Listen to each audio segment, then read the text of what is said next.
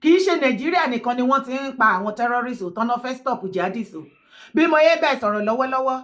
UK wọ́n ti collaborated pẹ̀lú France in conjunction with US president wọ́n ti àtáàkì ibo níná Iraq, Syria àti Libya wọ́n ní according to the information máa kà fún ẹ̀sìn wípé wọ́n gbọ́ wípé ibẹ̀ yẹn àwọn ní Islamic extremist country tí wọ́n ṣe kí ni tí wọ́n promote jihadist wọ́n wá ní ibi tí wọ́n máa store gbogbo weapon oríṣiríṣi machineries tí wọ́n ń lò láti fi cause terrorists láti cause terrorism tí wọ́n kó fún àwọn terrorists láti máa pa àwọn innocent people gbogbo bẹ̀ ni wọ́n ti ju àdó olóró sí bú jẹ́ sáré bí ẹdẹ́bẹ̀. France, UK conduct joint strikes against IS in Syria. Britain and France on Sunday said they had carried out joint strike on the Islamic State group in Syria to prevent the Islamist extremists from resurging. Wọ́n ò fẹ́ àwọn tó bá ti pa, wọ́n ò fẹ́ kán gbérí mọ́. Gbogbo àwọn leaders wọn pátápátá ni wọ́n fẹ́ mú ní ṣíkún. France said it was part of Operation Inherent Resolve, a US-led international offensive against IS in Iraq, Syria, and also Libya. The British Ministry of Defense said it cooperated with France on Saturday night to strike an underground facility in Syria that had likely been used by the Islamic State group to store weapons. Olofeti ara ẹ̀gbọ́n yẹn. Ní Syria, wọ́n gbọ́ wípé ibẹ̀ gangan gbogbo àwọn weapon àti oríṣiríṣi machineries tí wọ́n lò láti fi practice jihadists tí wọ́n kó fún àwọn terrorists wọ́n níbẹ̀ ni wọ́n store ẹ̀ sí wọ́n ti lọ ju àdó olóró síbẹ̀ ìyẹn UK, France in collaboration with US government. Àlọ́rọ̀ yóò nílé wọ̀ nígbà tó bá tó àsìkò tí ìgbẹ́dú enter body gangan. Àwa ti ṣe agitation ti wá sẹ́yìn. Nọ́dẹ́nà ló máa pariwo síta wípé divide Nigeria. Yes, tẹ̀lé mi wá wo fídíò. A lot of people really don't know what is going on in Nigeria. Do you know that the work of terrorists is to ensure that power remains in the north? Right now, power has changed. Britain used to sponsor them and make us and other world powers to look away on what is happening in Nigeria. The world power has so much respect on the late Queen Elizabeth, and that was why they keep quiet, seeing all the evil happening in Nigeria and other countries. The Britain holds so many countries down, but immediately after the death of Elizabeth, the game changed. Some world leaders no longer listen or respect Britain. Based on the current King Charles, is a nobody to them. The funny part is that the Americans, they are not friendly with Charles right now. So the bandits and co in Nigeria is the formation of Britain in order to maintain powers in the north. And that was why the Northerners normally says that they are born to rule. But right now, the game has automatically changed. Queen Elizabeth is no more. The Queen Mother of Evil and Blood-sucking is no more. And the Britain have lost its glory. So gone are the days when the world leader will look away from what is going on or happening in Nigeria. So the North, in collaboration with Britain, has kept Nigeria hostage for years. Now Americans suddenly remember Nigeria and Israel is also involved in this. America and Israel has agreed on fighting against the northern powers. And if Americans continue its strike in the northern region, the North will lose its mercenaries and will have no more power again. The northern leaders are running up and down since the current American president doesn't care about your bribes. Honestly, the cabals in Nigeria are in trouble. They know Trump and Benjamin are not going to back out soon. So they are in danger. The North are about to lose their mighty chains on Nigeria. So they have no option now than to ask for their own republic because the country won't favor them again because of America and Israel. Right now, they had an inner door meeting. Soon, from August, you will start hearing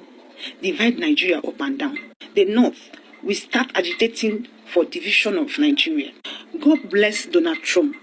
for his actions against terrorists in Nigeria. And tẹ́ bá rí nǹkan tí woman ṣe lálàyé ẹ rí wípé ọ̀rọ̀ pọ̀ ńbẹ̀ kì í ṣe wípé President Trump nìkan pé ilẹ̀ Nàìjíríà nìkan rárá o kì í ṣe wípé Amẹ́ríkà nìkan ló dìde tó gbé ogun ti àwọn jihadists wípé enough is enough, wọ́n ní láti eradicate nǹkan tó ń jẹ́ terrorism àti jihadist, no more terrorists. Àwọn UK àti France, àwọn náà ti ṣe kí ni, wọ́n ti fọwọ́sowọ́pọ̀ in collaboration with the US government. Àwọn country extremist Islamist country tí wọ́n ń ṣe kí ni, tí wọ́n sponsor àwọn jihadists tó ń promote terrorism, wọ́n ti lọ bust orísun ibi tí wọ́n kó weapon wọn sí, just the same way tó bust ti Sokoto.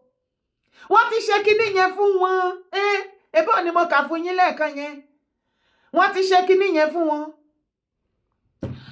Ibi tí ọ̀rọ̀ yẹn dẹ̀ ṣe ń lọ sí ni wípé ṣe rí àwọn people yìí, àwọn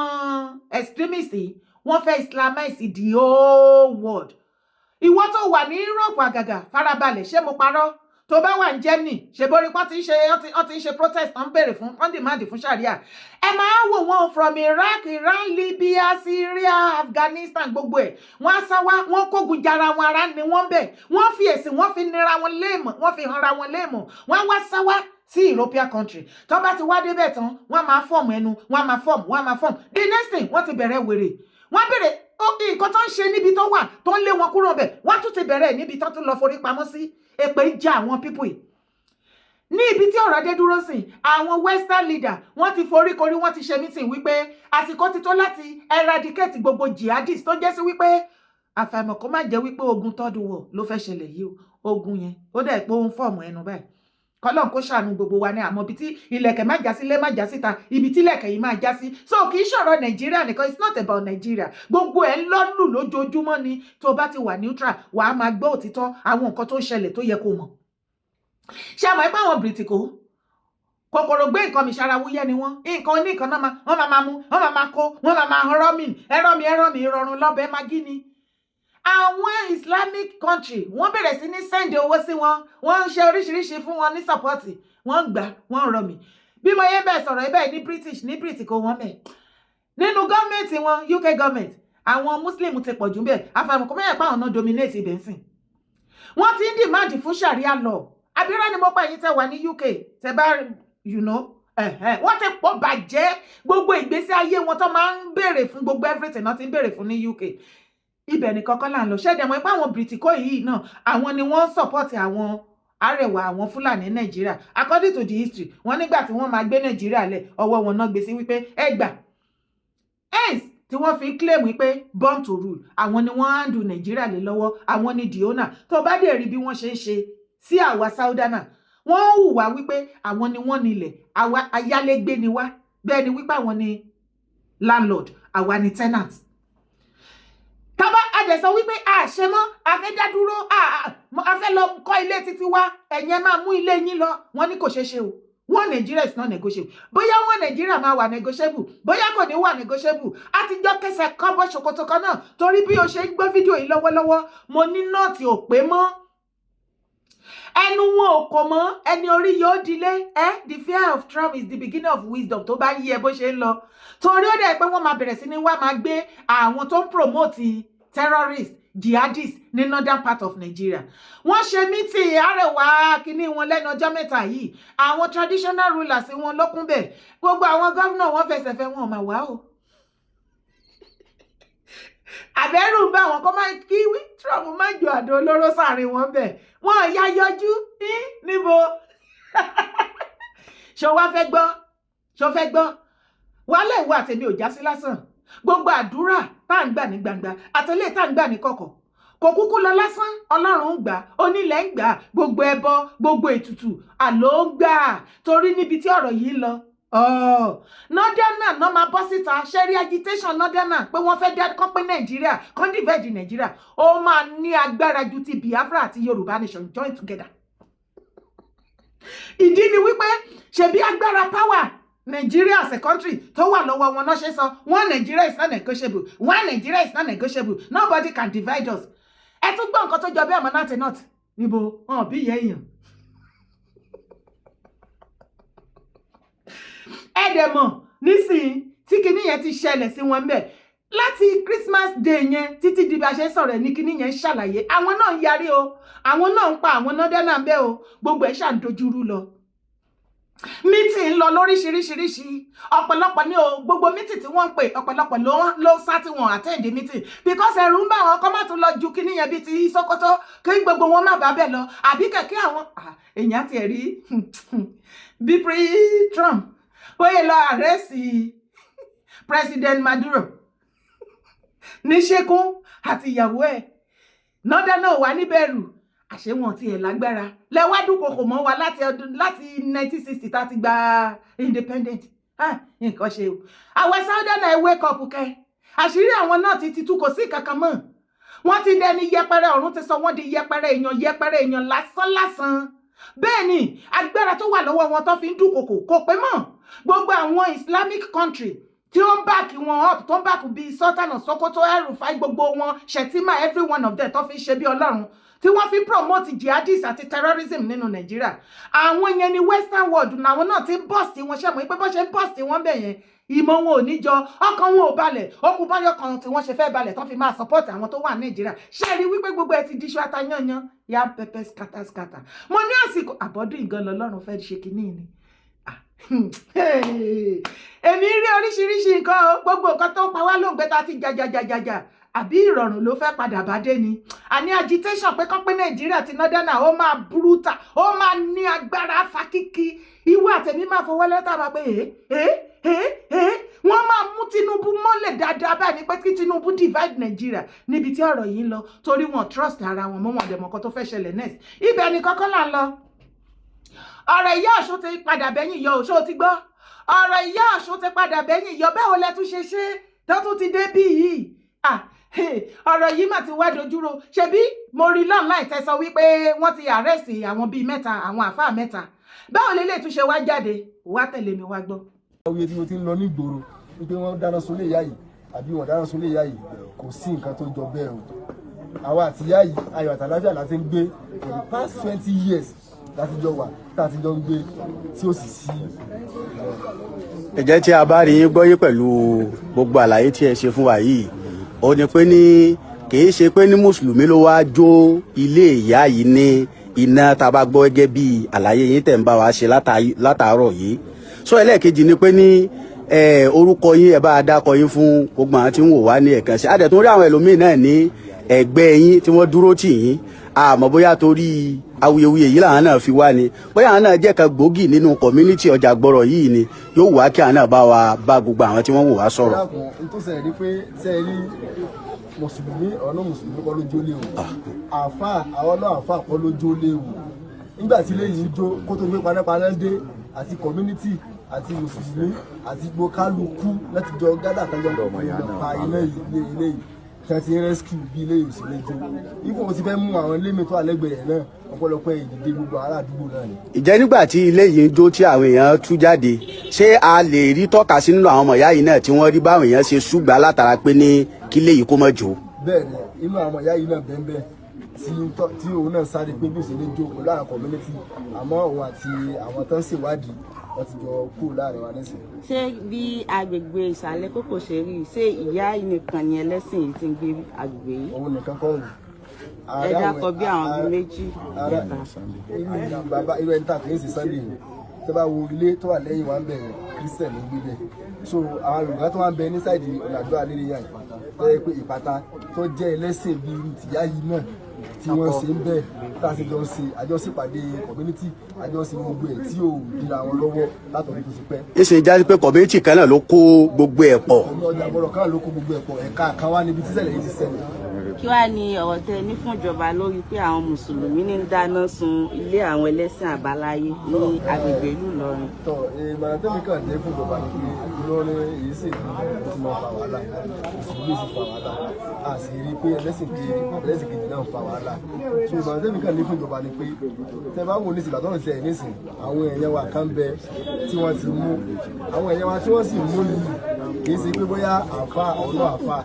àwọn tí wọ́n jẹ́ community leader nínú street tá a wà yìí ọ̀pọ̀lọpọ̀ wọn ni wọ́n ti mú sátìmọ́lé ètò pé àfáà náà àfáà ni wọ́n ní ó jó ilé wọ́n kàn fẹ̀sùn kan community dáadẹ́ ni pé wáì tí ilé ṣe jó kì í sí pé wọ́n ní àwọn náà ni wọ́n jó ilé gẹ́gẹ́ bí wọ́n ṣe sọ wípé àwọn ni wọ́n jẹ́ alákòóso street yìí wípé ilé àwọn jó ṣẹ́gẹ́tì ẹ̀sùn tí wọ́n fi kàn wọ́n nù kí n ṣe pé àwọn ni wọ́n jó ilé o àmọ́ àkànrọ̀ ìjọba wípé ká bá wa ṣe ìwádìí ní òfin tó tó kí ká má fi ìyà ká má fi jẹ aláìṣẹ̀ nǹkan tí àwa kan wà fún mi àwa fún wàhálà àṣìwà fún ẹjọ́ àwọn ká bá wa ṣe. níparí alága ẹ bá wa dárúkọ àwọn tí wọ́n wà pẹ̀lú yìí. àwọn tí wọ́n wà pẹ̀lú wa yìí ẹni yìí ni ìkan nínú olórí àwọn ọ̀dọ́ ní ìlú Ìlọrin ẹni yìí gẹ́gẹ́ bíi mẹ́mbà tí àjọ ń ṣe community member rẹ̀ bàbá yìí náà àwọn mẹ́mbà community wa ni wọ́n àmọ́ àwọn ọmọ SSA lórí ọ̀rọ̀ ẹ̀sẹ̀ sí ìjọba local government wa. àwọn náà sọ̀rọ̀.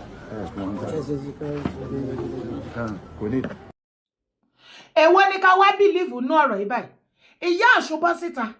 wọ́n ní àwọn mùsùlùmí náà ti tó bí ọjọ́ mẹ́ta tó ti ń dúnkokò mọ́ wọn àdèmọ́ iṣẹ́ ọwọ́ àwọn mùsùlùmí àwọn àfáà kankan wọ̀nyí ní Kwara ń bẹ̀ bọ́ ṣe máa ń ṣe pẹ̀lú àwọn traditionalist ó náà ti dúnkokò mọ́ àwọn títí pé wọ́n wá dáná wọ́n invite wọ́n tàn wọ́n jáde wọ́n dáná sunlé bẹ́ẹ̀mi ṣe gbọ́ nu fídíò wọn èyí tí a tún wá gbé iṣẹ́ kò yẹ ìwọ àtẹ̀mí lẹ́nu báyìí bó la tó já sí èmi ò sọ pé dandan àwọn mùsùlùmí àwọn àfáà ni wọ́n dáná sun bẹ́ẹ̀ o ẹ má ṣì mí gbọ́ o tó bá tẹ̀lé kéèsì wọn lọ wọn mọ orí ní online tí wọ́n náà ti arrest àwọn bíi àfáà mẹ́ta àbí mélòó kan tí wọ́n ṣiṣẹ́ yẹn bọ̀ èwo tún wá lélẹ̀ tẹ́ tún gbé jáde báyìí torí ẹ̀ ń jẹ́ kó yé wá sí wọ́n ní àwọn ará àdúgbò wọn lélẹ̀ ṣé ẹ ti ń gbàbọ̀dẹ̀ fúnra yín ni ọ̀rọ̀ yìí gan-an wọ́n ní lára àwọn ará àdúgbò tí ìṣẹ̀lẹ̀ ṣẹlẹ̀ lójú ẹ̀ òun ló tún sọ̀rọ̀ yìí o òun ló ń ṣàlàyé fún ìwà àtẹ̀mí yìí báyìí sí wípé àwọn ò mọ nǹkan tó dáná sun ilé Ìyá Ọ̀ṣun wípé kò ń ṣe àwọn aláàfáà ló wá dáná sun ilé Ìyá Ọ̀ṣun wọ́n ní ṣàdédé ní ilé Ìyá Ọ̀ṣun lànà kẹò ló gbaná pì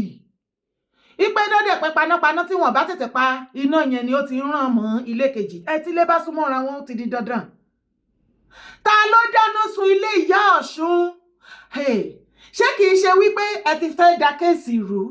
ṣé Ìyá Ọ̀ṣun wá jọmọ kékeré ni tí ọmọ nǹkan tó ń sọ mọ́ ni ṣé Ìyá Ọ̀ṣun àbí ẹgbàmí ẹ̀yin èèyàn mi ẹ ti fẹ́ dojú kéèsì rú àdẹ̀mọ́ ẹ̀yin aláàfáà kan nílọrin ẹni àìlọrin ṣé ẹ̀yin lẹ tún wà brain behind eléyìí àbí àwọn awosu kí lorúkọ bàbá tó máa ń kun tó ń tatapá ti tan Ramoni dẹni eléni náà àgbọ́kèsí Ramoni mọ́ Ramoni máa wà níbi tó ti ń jayé ọlọ́ba ń tiẹ̀ akúkú mọ bẹ́ẹ̀ ṣe ń ṣe ní Kwara sọ lára kan ṣá kí wọ́n lè fi àwọn tí wọ́n dáná sunlé màmá onímàmá sílẹ̀ ẹ ti wá sọ wípé kò ń ṣàwọn mọ́ báyìí even wọ́n tún yan aṣojú wá láti local government kan bẹ́ẹ̀ ẹ pẹ̀lẹ́ tó bá ṣáà ti jẹ́ pé ọ̀rọ̀ onímùsùlùmí dé pé kinní kan everything kò sí wàhálà. Ìyá Ọ̀ṣun ẹ bọ́ síta ṣe new video fún wa o Ìyá Ọ̀ṣun ẹ bọ́ síta ká ṣe new video fún wa torí ẹni yìí jẹ́ kó yé wa wípé ọmọ yín gan can testify to it tó bá jẹ́ wípé àwọn àfáà kan ló wá dáná sun ilé yín kò dá o ká ẹ parọ́ mọ́ àwọn ẹni ẹlẹ́ni wípé àwọn náà wá dáná sun bẹ́ẹ̀ o ẹ bẹ̀rù ọjọ́ àti sùn ọjọ́ àgbéǹde àlìkíámà o àti Ìyá Ọ̀ṣun àtàfáà àtẹ̀mí gbogbo wa ẹ jẹ́ a jọ bẹ̀rù Ọlọ́run lórí ọ̀rọ̀ yìí o Ìyá Ọ̀ṣun tó bá jẹ́ wípé lóòótọ́ ẹ mọ̀ wípé àwọn aláàfáà ló wá dáná sun ilé yín ẹ dúró lórí ẹsẹ̀ yín kẹ́ jẹ́ kó yé gbogbo àgbáyé àwa mọ géèmù bó ṣe ń lọ wọ́n ti fẹ́ manipulate ọ̀rọ̀ yẹn nìyẹn wọ́n ti fẹ́ manipulate ẹ̀ ní ibẹ̀ nìkan kọ́ là ń lọ ìkúnlẹ̀ abiyamọ ẹ ṣàánú ẹ má jẹ́ kí Saheed Òṣùpá kú ìbà mi Olúfimọ wọn mátàgbà mọ́lẹ̀ wọn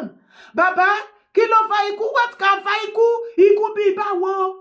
èyí ga o ẹ tẹ̀lé mi wo fídíò. èmi àríwárà kí ọlọ́pàá mẹ́ta wàláhì mo fi ẹ̀mí mi búra mo fi gbé Saheed Òṣùpá kí n kí Saheed Òṣùpá yóò kunu ọdún yìí kí jẹ́nàrì yóò tó parí wàláhì mo fi Ọlọ́run búra jẹ́nàrì 10 Saheed Òṣùpá máa kú jẹ́nàrì 10 Saheed Òṣùpá máa kú wàláhì mo fi Ọlọ́run búra kí n fi ọ̀rọ̀ ẹnu mo fi ìgbésí ayé mi búra mo fi àlùkùránì kẹrin àlùkùránì Ọlọ́run búra jẹ́nàrì 10 Saheed Òṣùpá máa kú àmọ́ mo wá bí Ọlọ́run pé kí ló dé báwo ni Saheed Òṣùpá òfin ní kú Ọlọ́run wá ní bọ́rọ̀ wá àgbò kí n kí ọba Saheed Òṣùpá mo nífẹ̀ẹ́ rẹ mo ti bẹ Ọlọ́run fún lọ wá àgbò funfun báláwú kọ wá dà níyẹn sí káwọn àgbọ̀bọ̀ pa kò dárúkọ èmi àlìwárà kí ọlọ́pàá mẹ́ta kò ní ọlọ́run wọlá àlìwárà kí ọlọ́pàá mẹ́ta nínú ọdún yìí ọlọ́run má jẹ́ n kú má jẹ́ n gbọ́dún lọ má jẹ́ n kú kú òjijì kí n gíga ayé òṣùpá èmi àlìwárà kí ọlọ́pàá mẹ́ta wọn bẹ ọlọ́run wà ní kí n ṣàdúrà fọ pé nínú ọdún yìí tọ́ba ìṣẹ̀ sàrà ò ní kú kú òjijì ò ní fọjọ́ ọlọ́jọ́ lọ àgbo funfun ní kọ́ra kó fi ṣe sàrà rẹ o ọwọ́ ayé ò ní tí ọ ò ní kú kú òjijì ọmọ rẹ ò ní kú aya rẹ ò ní kú eré rẹ ò ní gbàbọ̀dì ìsàdá rẹ ò ní gbàbọ̀dì ò ní bọ́dún lọ ọlọ́lá haúláwàlá kú ọtá ìlàbílà ọlájà ní bàkàjàmbá kò sáàbà kan tó tómi láyé kò sáàbà kan tó lè tómi nínú àti àtijọ́ wòlíì ọlọ́run èmi ní igbákejì ànábì wa Muhammad kò sí wòlíì kan tó ti kú tó tómi kò sí wòlíì kan tó ti lè tómi láyé bẹ́ẹ̀ ni lẹ́yìn mẹ́rin wọ́n àti ọlọ́pàá mẹ́ta kí n sáyé tó ń gbá tó ti ṣe yóò wà láyé gbẹ́nifẹ́ tọ́lọ́run rẹ tí ọ̀jẹ̀ ìfẹ́ gbẹ́nifẹ́ tọ́lọ́run rẹ tó jẹ́ wà láyé mo fọ́nà gbúra lọ́sẹ̀.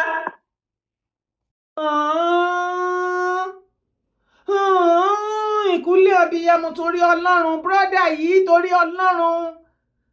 nígbà tó tiẹ̀ ti wá sọ tiẹ̀ ṣe kọ́kọ́ ti ń bìlíìfù o nígbà tó máa wá sàsọ jáàmù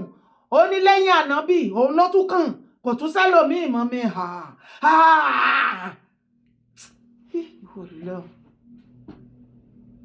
okay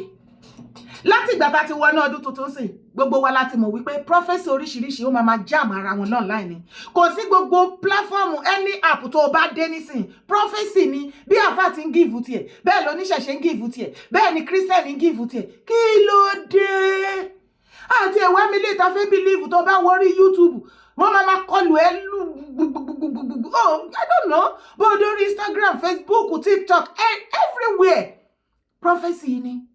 prọfẹsì yìí ni ṣé nǹkan mi ti wà ní ọ̀rọ̀ yìí ẹ má ṣì mí gbọ́ o mi ò sọ wípé prọfẹsì ò dáa o ṣùgbọ́n ẹ̀ ní jẹ́ ká mọ̀ yìí tó jó títọ́ nínú ẹ̀ báyìí bá mi Olúfimọ wọn Dr. Saheed Òṣùpá King Saheed Òṣùpá Sàrídọ̀ pápá ọba orin Olúfimọ wọn ẹ̀yin ò ní kú ikú kankan bí kò ṣe yíyè gbogbo wa ò ní kú ikú kankan bí kò ṣe yíyè ẹnikẹ́ni tó bá ríran òdì sí yín àbẹ́nikẹ́ni tó sọ wípé bí ògo yín ti ràn káàkiri àgbáyé wípé òun fẹ́ gé igi náà wó lulẹ̀ kẹ́ni náà kó fẹ̀mí ara ẹ̀ di ogun náà ò ní ré sórí ẹnìkankan wá o bá mi Olúfimọ ẹ jọ̀ọ́ ẹ bá mi share fídíò èkó kàn wọ́n lára a lè sọ wípé irọ́ kó jẹ́ òótọ́ a lè sọ wípé òótọ́ kó jẹ́ irọ́ ó tẹ̀ jẹ́ irọ́ jẹ́ òótọ́ bàbá ọkùnkùn ti sá síbẹ̀ ó ní àgbò funfun lẹ máa nídìí láti fi ṣe cleansing àbí ìràpadà or anyone ẹ lọ ṣe bá mi Olúfimọ bàbá Òṣùpá ẹ lọ ṣe ẹ má sọ wípé ó jẹ́rọ́ àbí torí bó ṣe wá sọ̀rọ̀ ó ti sàsọ̀bàjẹ́ ó ní òun lẹ́yìn ọlọ́run òun ló tún kàn kò sẹ́ni tó mọ̀ kí ló dé ikú kankan kì yóò pa Saheed Òṣùpá o bó o bá ní irú Saheed Òṣùpá King Saheed Òṣùpá lọ́kọ ṣé wàá lóòrọ̀ kọ fẹ́ bó o bá nírú wọn lọ́mọ tó o bí irú wọn lọ́mọ bó jẹ́ irú èyí ọkàn ṣoṣo ló bí lọ́mọ ṣé wàá ní kó kú bó o bá nírú ẹ̀ lábúrò àbílẹ̀gbọ́n ṣé wàá ní kó sọnù bí òkú bó o bá wá jẹ́ wípé irú ẹ̀ kan lẹ ní ṣoṣo nínú ẹbí yín ṣé ẹ̀ ní kó ṣègbè mọ́ yín lára tó bá wá rí bẹ́ẹ̀ gbogbo abiyamọ ayé pátápátá ni mo rawọ́ ẹ̀bẹ̀ sí ẹ ṣàánú ẹ bá wa gbóhùn àdúrà sókè ikú ò gbúdọ̀ pa Saheed Òṣùpá mọ́ wa lọ́wọ́ ọ̀run o gbogbo ọ̀nà tí ikú òjijì fi lè pa Saheed Òṣùpá lónìí Olúwa bá wa dí ogun náà á ré kúrò lórí yín kò ní ré sórí àwa o a nífẹ̀ẹ́ mi wá di tọmọtọmọ tọkọtọkọ tẹbí tara wa gbogbo ẹni bá ń fi kú lé wa nínú ọdún tuntun kó fẹ̀mí ara ẹ̀ ìyàwó ẹ̀ ọkọ ẹ̀ ọmọ ẹ̀ gbogbo nǹkan tó ń dùn àti tí ò dùn náà yẹ kó fi dí torí àwọn òrokú sẹ́nì kankan ẹ jọ̀ọ́ ẹ bá wa share fídíò yìí kó dé ọ̀dọ̀ bàbá Saheed Òṣùpá orúkọ tèmi ò yí padà Yèyé Dára Kowé ni mò ń jẹ́ má gbàgbé o láti ṣe kíni láti bá mi support brand mi gbogbo ẹ̀yin tẹ́ ẹ̀ fún mi ní support ní dálé ayé ṣe ẹ ṣe rere láyé ọdún tuntun 2026 tá a mú yìí gbogbo tá a ti ń lé ní dandan látẹ̀yìnwá tí ò tẹ̀ wá lọ́wọ́ ṣékún báyìí lọ́lọ́run a máa fi ṣe fún wa lágbára lọ́wọ́ lọ́wọ́ happy new year once again ọdún sì tuntun orúkọ tèmi ò yí padà Yèyé Dára Kowé kókó ni mò ń jẹ́ má gbàgbé láti bá mi drop comment subscribe bye for now.